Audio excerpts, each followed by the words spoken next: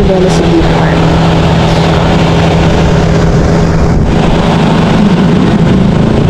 Maganda dito pagkagabi, kaya lang ngayon kami dumaang umaga kasi may gagawin sa bayan. Si Kuya. Init na. Ay, mga ano siya dito, floweries.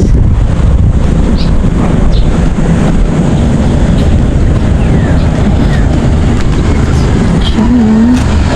Yung view natin dito sa taas. Ayan. Yung sa gawin may grotto dyan eh. Inaakit namin dati. Saan na ba yan? Ano siya matanaw? Ayan siya. Ayan na. GL Power. Beauty of Maribeles.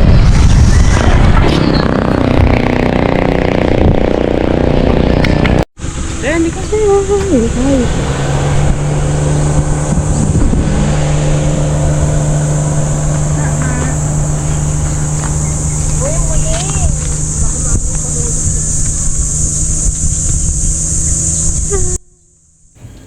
So, after nga namin dun sa may view deck, sa may Sisiman, ayan, dito naman kami pumunta sa may, malapit to sa dating Talaga. So, view deck din siya.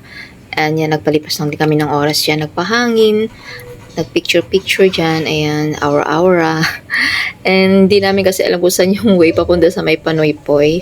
So, yan, dito na lang kami nagstay at nagpahangin at nag-relax-relax muna. Habang pinag-iisipan namin kung saan ang susunod namin destination. So, yan, gusto mong maligo ng dalawang bata uli sa dagat, kaso nga lang ang layo niya. Tsaka wala kaming dalang mga damit. Kasi ang plano lang talaga namin is punta kami ng bayan, mamamalengke. And yun, bigla na lang naisip ni Papa na mag-driving kami kung saan-saan na.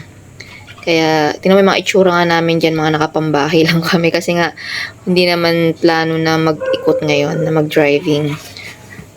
Eh, di ba, mas okay din naman yung humawala sa plano kasi natutuloy. Kaya, ayan, grab na natin yung opportunity. Tsaka, syempre, malapit na rin umalis si Papa. Kaya, ayan, sulitin na natin yung moment na to na makapag-bonding, makapaggala habang nandyan pa siya. Kasi for sure, kapag alis niya, taong bahay na naman kami mag-iina. So, after namin doon sa may view deck na yun, sa may, malapit sa may Talaga, napag-desisyon na punta kami ng Bagak. So, maghahanap kami doon ng iba pang maiikutan natin and hanap din tayo ng mga dried fish na pwede niyang pampasalubong sa mga friends niya sa Australia. And habang nasa biyahe kami, ayan, may nadaanan kaming bakery, bili kami ng snack, ng tinapay, and halo-halo. And along the way, papunta sa Bagak, may nakita kami karatula na way to Kinawan. And then, na-curious si Papa kung ano yung daan na yon. So, pinuntahan namin. Sementado naman na siya, pero pagdating doon sa may bandang gitna na niya, rough road pa siya. And yun, tinuloy-tuloy na namin kasi may mga kamag-anak siya sa Kinawan. So gusto niyang ma-meet yung mga relatives niya doon sa father side niya. Kaya ayun, dinire-diretso na namin. And first time din kasi namin makakapunta ng Kinawan. Kaya ayan, tara, samahan niyo kami. Maganda naman yung daan niya. At lalong gaganda to kapag natapos talaga yung daan na ginagawa nga. Kasi for sure, mas maraming mga tourists or mga bakasyonista ang makakapunta sa Kinawan.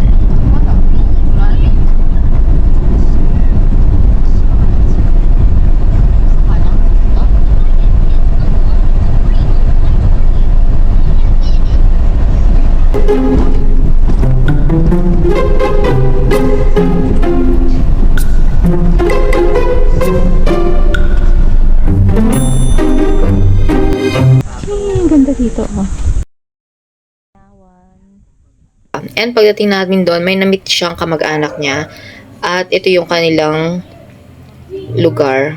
Ayan, meron silang mga pinaparan dyan ng mga cottages. At nung Holy Week daw, puno talaga ng tao dito. Ang ganda rin. Masarap nga maligo, kaso nga lang kainitan ng time na to, nasa around past 12 na to. Kaya, hindi pwede mag-swimming. So, nagchika-chikahan lang. Ayan, nag-video-video lang din ako dyan. Nag-picture-picture lang kami ni Kuya. And, ayan, sa susunod, meron na tayong pupuntahan kasi meron tayong mga relatives dito sa part ng Kinawan na to. Kaya, ayan, after natin ng, di ba, nakarating tayo ng Baguio, ng Dasol. At yan, dito sa Kinawan, meron na tayong pwedeng puntahan. Then, after naman doon, hindi rin naman kami gano'ng nagtagal. After noon, uwi na kami. And naghahanap-hanap kami ng mga mabibilan ng mga dried fish. Then nag-lunch na rin kami sa daan. And then biglang, ayun, napag-isipan, napag-desisyonan. Akyat kami ng Mount Samat. Sabi sa inyo, di ba, mas okay yung hindi planado kasi natutuloy.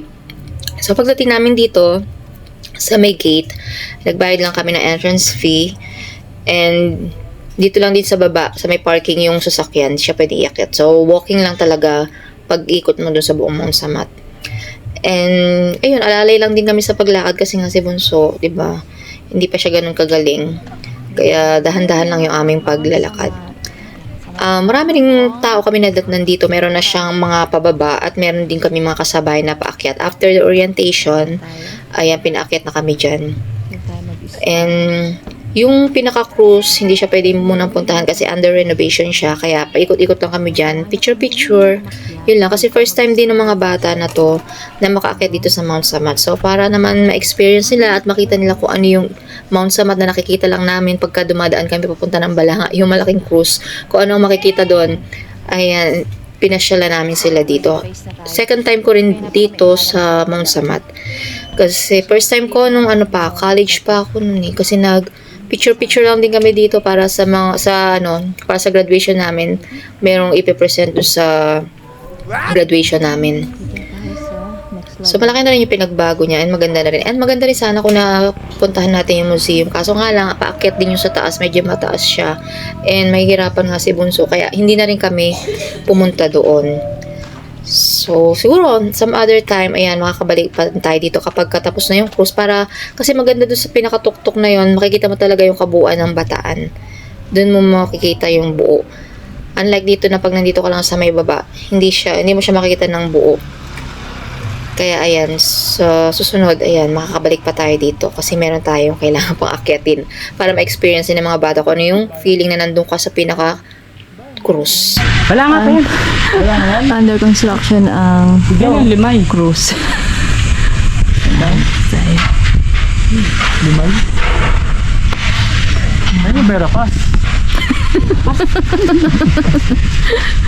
Patay ang bundok yan, no? Uy, si tayo, baka bawal si Gus. Ano tayo?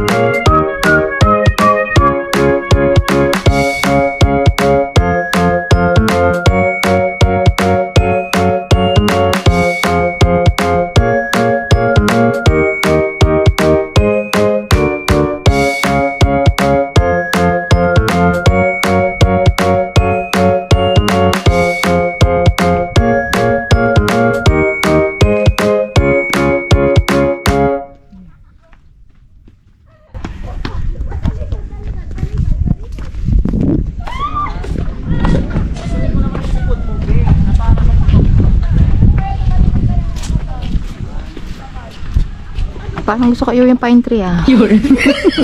Pine tree. Ang ganda eh. Gawin ko Christmas tree.